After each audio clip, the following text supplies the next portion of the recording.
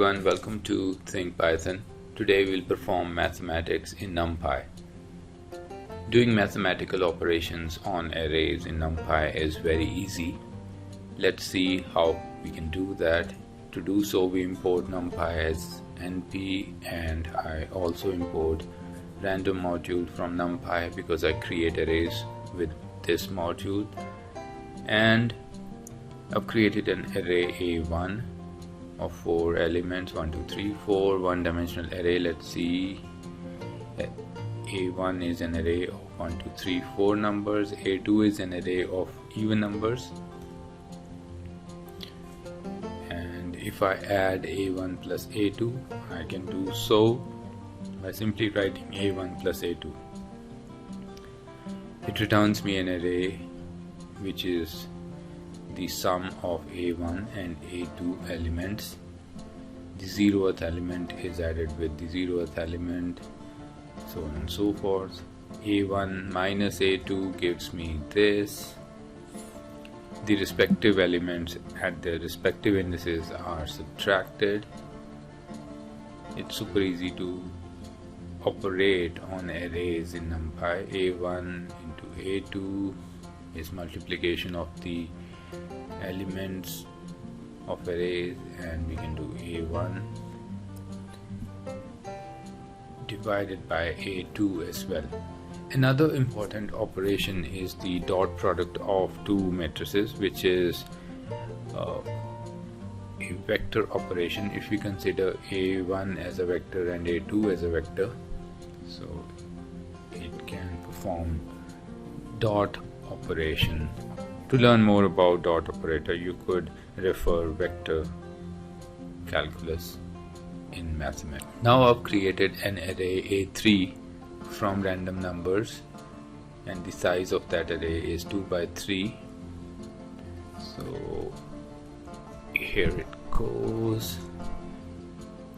It's a 2 by 3 array. I also create an array A4, which is a one-dimensional array of 4 elements. Let's see, A4 and A5 can be created from random.rand because rand_int will create elements of integer nature and rand will create elements of float nature. So this is a super interesting and super cool feature of random module in Numpy. All these random float numbers are less than 1. They're from the range of 0 to 1. If you wish to create random numbers which are less than 1, and you could find any random number out of an array. For example, let's find any number from array 5. So it has picked up the number at index number 1. If I run it again, let's run this, and this. Okay, it has changed the random number again.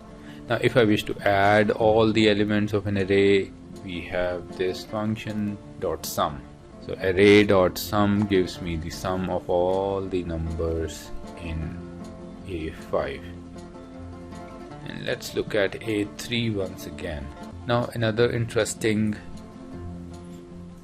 feature, mathematical feature in Numpy is the ability to perform addition on the basis of rows and columns, where 1 is columns, 0 is rows. If you wish to add the sum, so this is going to be the sum. 102 from the first row, adding all the elements gives me 102, and adding all the elements in the row number 2 gives me 167. If I do it, x is 0, it gives me column by addition of 63 plus 38 is 101, 0 plus 41 is 41, so on and so forth. And then we have the cumulative sum.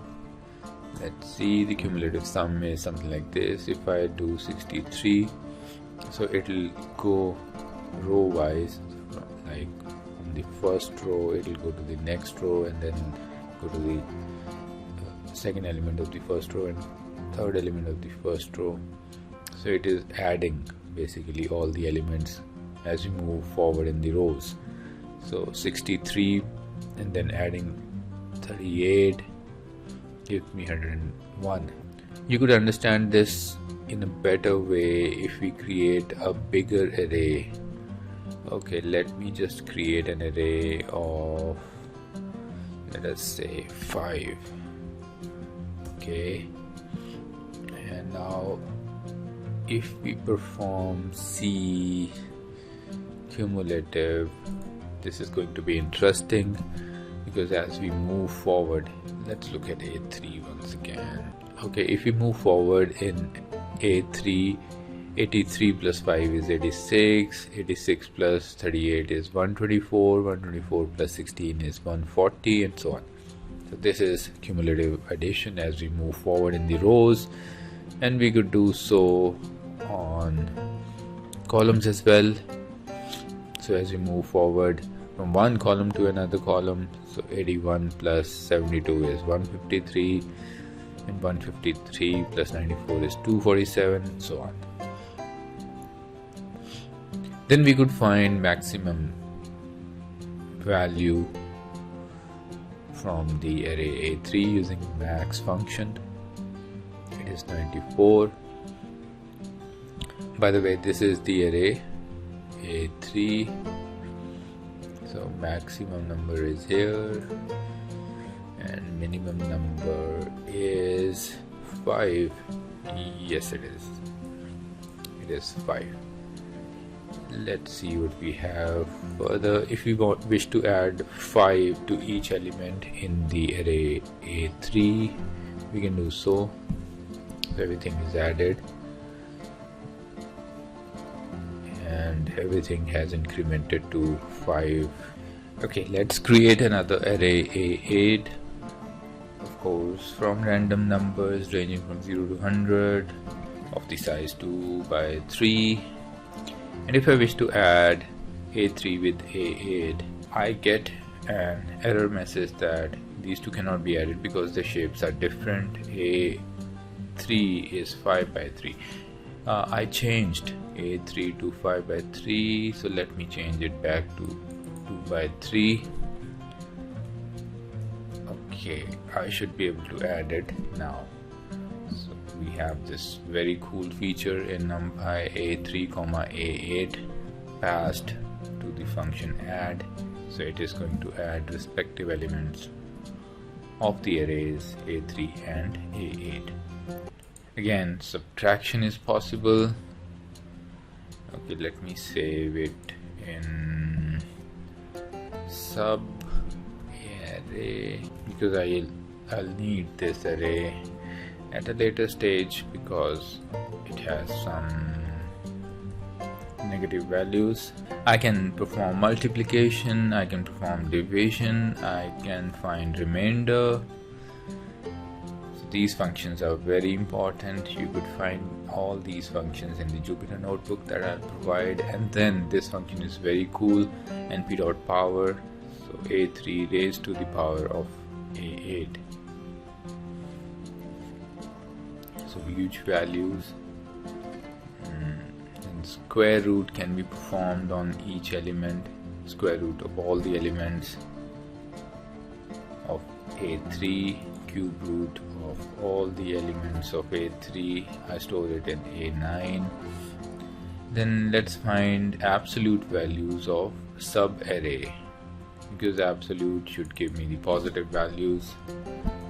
Sub array, and yes, sub array was minus 23, minus 58. Now it is 23 and 58. So that is pretty cool. Then we have exponential function. We could find exponent of all the elements of A3.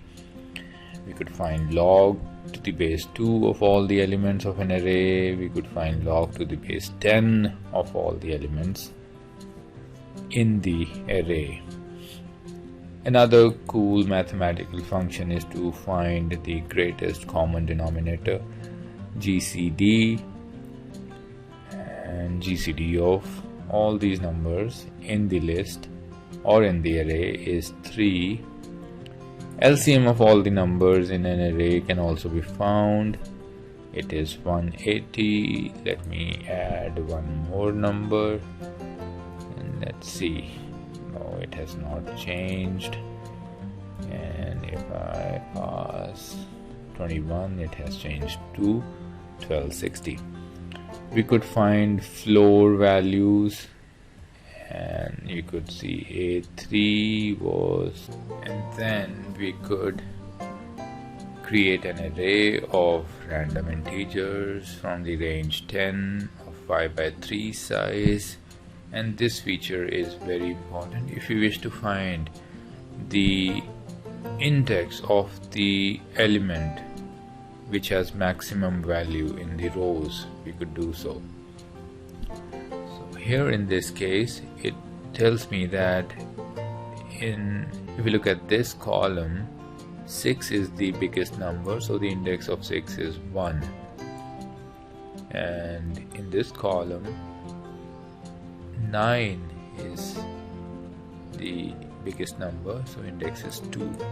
And in this column, 0th index element is the biggest number.